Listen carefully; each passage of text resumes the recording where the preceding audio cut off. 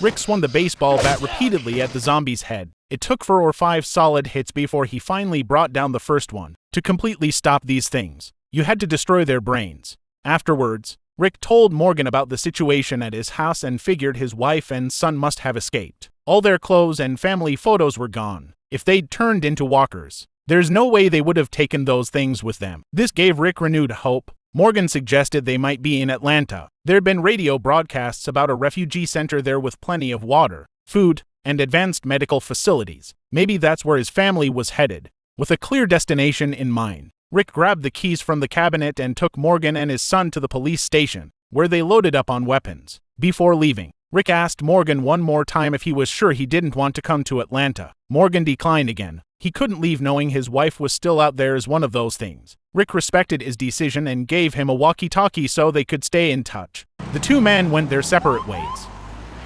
Back at home, Morgan set up the sniper rifle Rick had given him on the second floor. After taking out a few walkers below, he trained his scope on his wife. But he couldn't pull the trigger. He just couldn't bring himself to shoot the woman he'd spent decades of his life with. Meanwhile, Rick continued toward Atlanta, using his radio to search for other survivors. Outside the city, a small group of survivors picked up his transmission. Hello?